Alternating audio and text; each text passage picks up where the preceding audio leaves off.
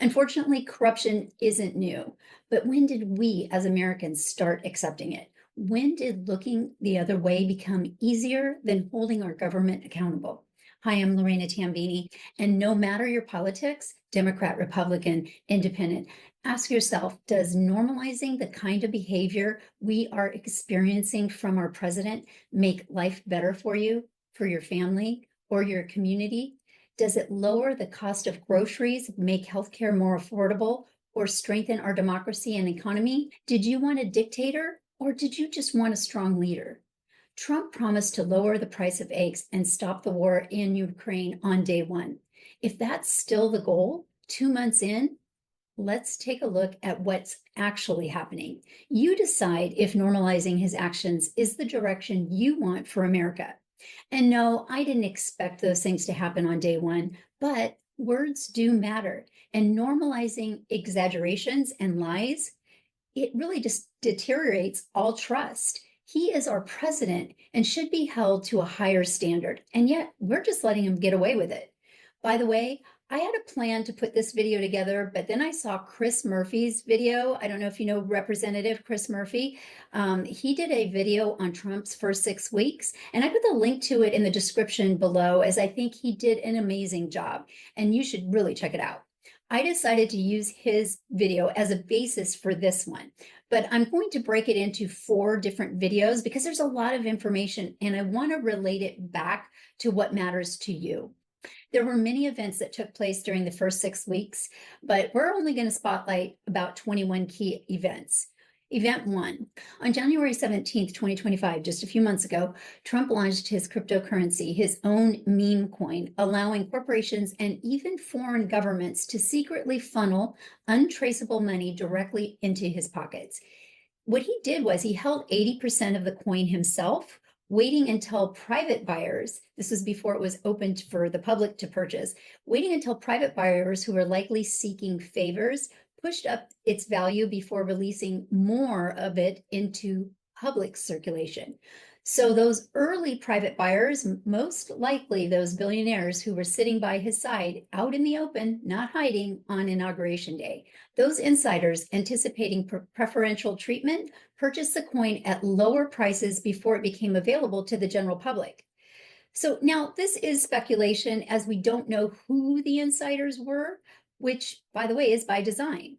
But there are compelling reasons to believe they include those that were close with political and financial ties to Trump, and this is based off, given his history of pay-to-play politics, the billionaire allies that seated beside him on Inauguration Day, and the lack of transparency in cryptocurrency transactions. It is more than reasonable to connect those dots. But let me let you be the judge. This early access allowed them, whoever those insiders were, to benefit from the subsequent price increase once the coin was marketed to Trump's followers, who bought at higher prices. Many of Trump's followers lost money immediately. It was all over social media. But not only that, this stunt damaged the actual crypto industry's credibility, making it harder for legitimate investors to take it seriously. So I invite you to fact check this by using your favorite fact checking resources, or feel free to grab my free resources listed in the link below this video.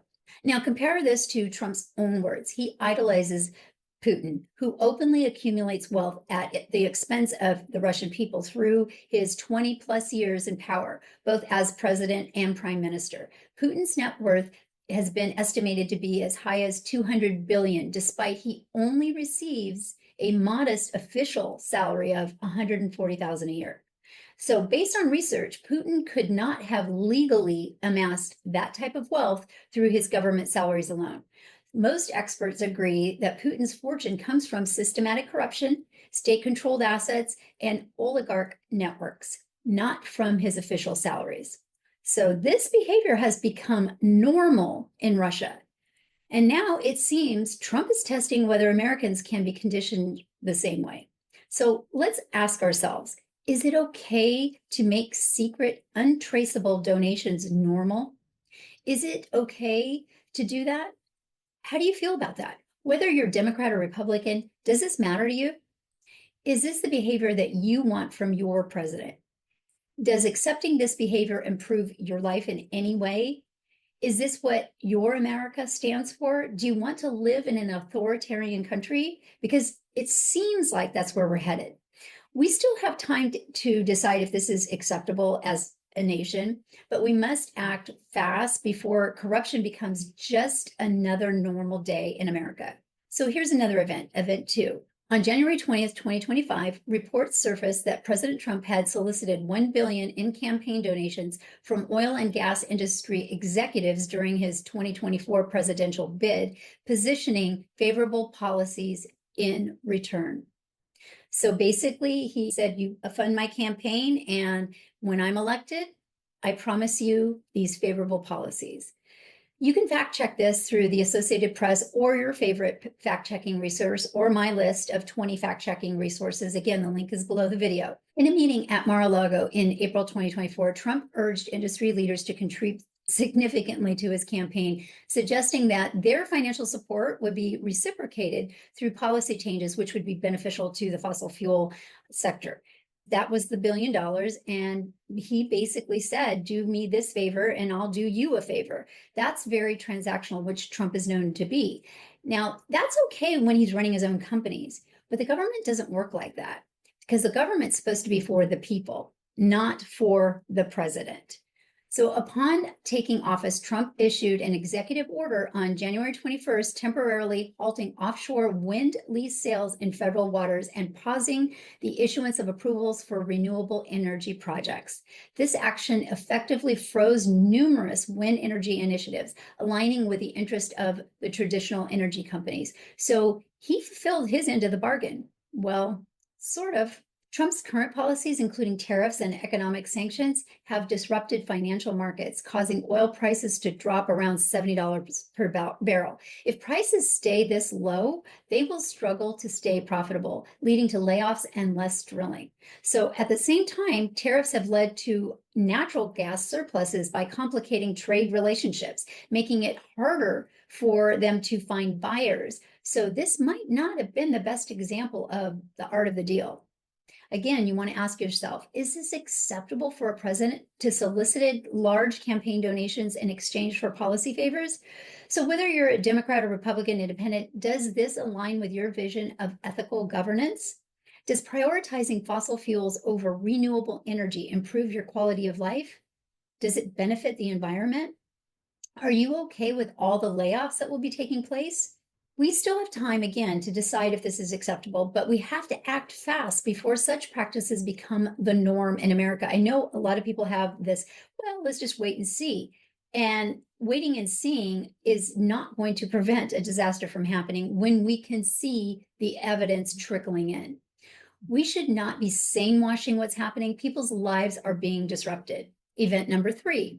On January 24th, 2025, President Trump dismissed 17 inspector generals. Those are IGs. They were from various key federal agencies, including the Department of Defense, State, Agriculture, and Veterans Affairs, as well as 13 others. These officials served as independent watchdogs, tasked with investigating fraud, waste, and abuse. Heard that term before? Within their respective agencies. These positions don't serve the president. They serve the American people. It's by design, by exposing waste, fraud, and abuse, no matter who's in power. So mass firings of IGs is highly, highly unusual. Fact check this. I did. I looked this up, and it raises concerns about weakening government oversight on purpose. Dismissing 17 at once is a historic and alarming power move rather than standard practice. They just don't change over if you look at the history of it. And if they do, it's because one or two, if they've been found to do something wrong, then of course, just like normal firing practices. But this is not one of those positions where when different parties come into office, that they wipe them out with their own people, because they are tasked with finding things for the American people, not about who's the party in power. So again, I urge you fact check this. So you see, Doge was Doge before Elon, before it was called Doge. But I completely understand that many people historically don't trust the government, and they feel there needs to be more checks and balances for waste, fraud, and abuse. And I agree. And most Americans believe this. But firing 17 and taking a chainsaw to each of the respective agencies is not the smartest move. I mean, we're already seeing the ramifications of that. There are really good people that got dismissed that weren't part of the problem at all. They did nothing wrong and had stellar performance ratings. So perhaps a better move would have been to meet with IGs to better understand what they've done and strategize a plan before just firing everyone illegally. They are legally mandated a 30-day notice from Congress. How would you like to be fired with zero notice and for no reason, especially when you've done an amazing job? The lawsuits to come from these firings and many more we'll talk about as we continue through this list of events will cost taxpayers a lot more money in the long run. I've personally experienced as an owner of an executive recruitment firm for over 20 years and working in the tech sector, dealing directly with CEOs that have Elon's attitude. Historically, they spent way more on letting go haphazardly than they did in strategically identifying their internal issues. That's been my personal experience. Removing these watchdogs undermines governmental transparency and accountability, potentially paving the way for unchecked corruption. And given what we've seen happen, you have to question if fixing waste, fraud, and abuse was ever the intent. Elon has billions of dollars in government contracts, as well as he refuses to go through normal background checks, and he's in charge of waste, fraud, and abuse without any oversight. So again, let's ask ourselves, is it acceptable for Trump and Elon to dismiss officials responsible for maintaining government integrity without adhering to legal protocols? How does Elon know that job in just hours of jumping in and starting to do all these firings? He might know his own domain expertise, but he doesn't understand government. He might understand business, although I question that as well. He doesn't understand how the government works. So it's almost like taking a doctor that does heart surgery and asking them to do some sort of surgery on one of your teeth. That's a different expertise. And while they might seem always a doctor, that might seem like it could be the same, but it's completely different. So whether you're a Democrat or a Republican or independent, does this erosion of oversight align with your vision for ethical governance? Is this the direction you want for our government? Now, I realize there's great frustration and has been with government spending and rising debt. But can we all agree that perhaps there's a more decent and efficient way to get it done without destroying agency oversight? And we still don't know the impact of all this. We are destroying people's lives as well as allowing for overt corruption. I'm not suggesting we should keep it the same way as it is today. Yes, change was needed, just not destruction. We should demand for transparency so that we can build back our trust in our government. We still have time to decide if this is acceptable, but we have to act fast. We have to act now. The dismantling of oversight becomes just another normal day in America, and we can't let that happen.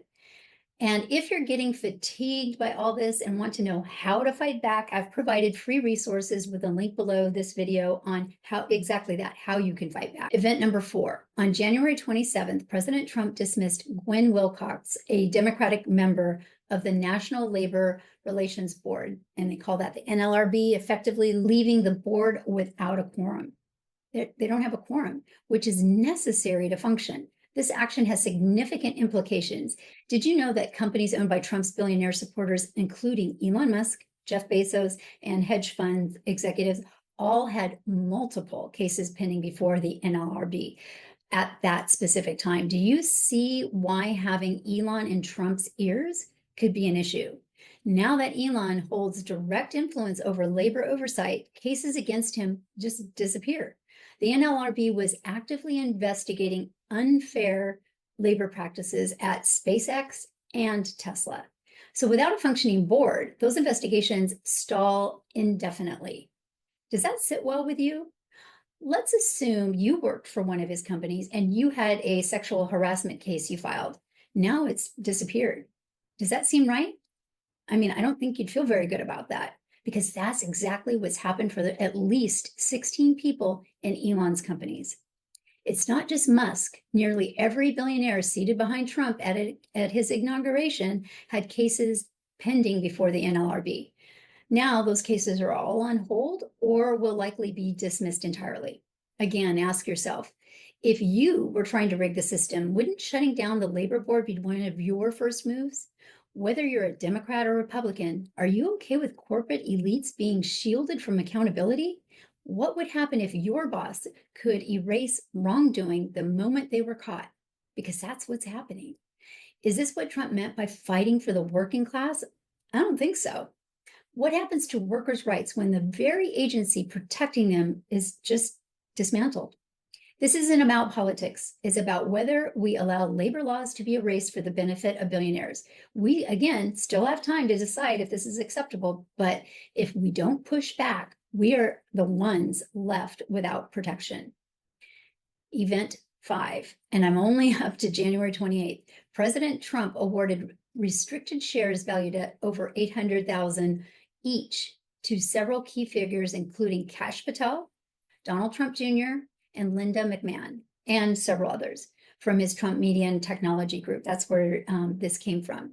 So to understand the implications, when high-ranking officials receive financial stakes in a company owned by the president, it raises serious concerns about conflicts of interest and the influence of special interest groups. So let me just give you a real world example. Imagine a government regulator who is supposed to oversee Trump's businesses. If they hold stock in Trump media, they profit when the company does well.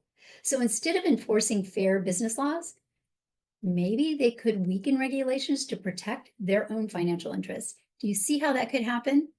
Should public officials be allowed to own stock in the president's company while making government decisions? That's up to you. Think about it. Would you trust government leaders to act in the country's best interest if their personal wealth depended on companies' success? Whether, again, if you're Democrat, Republican, Independent, does this kind of financial entanglement, because that's what it is, concern you? Is this what you voted for? And yes, I will say there have been cases of political favoritism and corruption under both parties, but not ever in history to this extent. And it's getting worse daily. We're seeing it more and more daily because they're normalizing it. They're doing it right in front of us. So the real question at hand is, should we accept this bad behavior as normal and sane wash it? Or should we demand better for whoever is in office? This isn't just about now. I'm talking about making real change. This is just part 1 of the first 100 days, and I'll be continuing this series in real time until we get to 100 days. So I just didn't want to make this video any longer. So be sure to like and subscribe to be notified as each new part drops. This isn't about partisanship. It's about whether we allow government positions to be used for profit and corruption. This is big. We still have time to decide if this is acceptable. But if we don't push back, we're the ones that are going to be paying the price. Our future generations are going to be paying the price. We can make a difference if you're committed to taking part in fighting for democracy, no matter what party you identify with. If these decisions are affecting your life for the worse, let me show you how you can take action. Fact check everything. Again, link below the video. Grab my free resource on how to fight back for democracy. Again, link is below. As always, get the facts, stay strong, and take action. Ciao for now.